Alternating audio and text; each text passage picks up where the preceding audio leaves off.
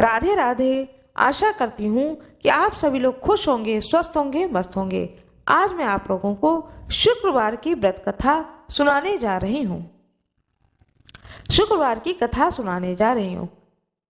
कृपया अपने हाथ में पुष्प और चावल अवश्य ही ले लें, क्योंकि कहा जाता है कि खाली हाथ कभी भी कथा नहीं सुननी चाहिए। जब कथा पूर्ण हो जाए तो जहाँ कहीं भी आप बैठे हों, वहाँ पर जो भी भगवान की प्रतिमा हो उनके सामने उस पुष्प को अर्पित कर देना चाहिए। शुक्रवार की व्रत कथा। एक सास बहू थी।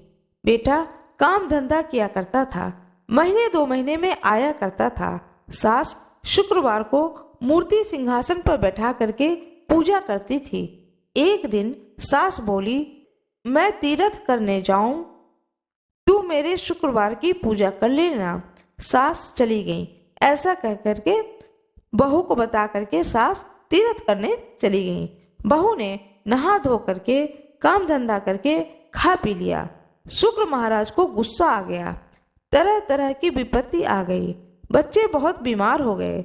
लड़के का काम छूट गया। बीमारी में सब पैसा खत्म हो गया। घर में झाड़ पोंछ करके शुक्र महाराज की मूर्ति को कूड़े में डाल दिया गया। लड़का भी बीमार हो गया। सास तीर्थ करके आई तो घर देख करके उसे बहुत ही दुख हुआ। रात को सपने में शुक्रवार महाराज आए और कहा कि तेरी बहू ने मेरी पूजा नहीं करी तो सारा धन देखो तेरा नष्ट हो गया है। सुबह उठकर देखी तो शुक्र महाराज की मूर्ति नहीं है। बहू से बोली, शुक्र भगवान की मूर्ति कहाँ है? बहू बोली, मुझे पता नहीं है। सास ने सारा घर को बुहारा और कूड़ा फेंकने गई तो वहां देखा कि शुक्र महाराज की मूर्ति वहीं पे पड़ी हुई है। वह मूर्ति को उठाकर लाती हैं और मूर्ति को नहला करके बड़े प्रेम से सजाती हैं। सजा करके सिंहासन पर बिठा करके उनकी पूजा करती हैं, आरती करती हैं और फिर विनती करती हैं कि हे प्रभु, मेरी बहू ने जो भी गलती करी है उस गलती को आप क्षमा करना। आप दयावान हैं, आप भक्तों से प्रेम करते हैं तो कृपया क्षमा करें और हमारी बहू को सही राह दिखाएं। सास बहू दोनों शुक्रवार के व्रत करने लगीं। लड़के का काम लग गया। लड़का की बीमारी ठीक हो गया। पोता पोती जो कि बीमार थे वो लोग भी ठीक हो गए। बेटा बोला, हमारी बुद्धि खराब हो गई थी।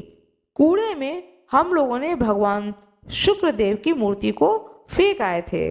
अब जब से तुम आई हो, शुक्रदेव महाराज की कृपा से घर में सब कुछ ठीक हो गया है।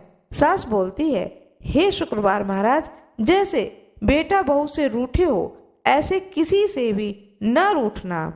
ऐसी सास की आस थी।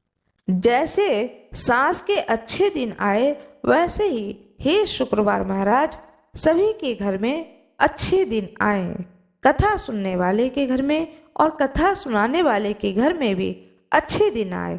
भगवान विष्णु की कृपा सदा सर्वदा बना रहे। भगवान विष्णु की जय हो। माता लक्ष्मी की जय हो। सभी भक्तों की जय हो। सभी ऋषि मुनियों की जय हो।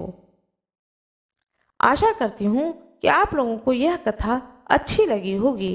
यदि आप लोगों को यह कथा अच्छी लगी हो तो कृपया वीडियो को लाइक जरूर कर दीजिएगा, चैनल को सब्सक्राइब कर दीजिएगा, बेल आइकन अवश्य ही दबा दीजिएगा। आप सभी लोगों का बहुत बहुत धन्यवाद।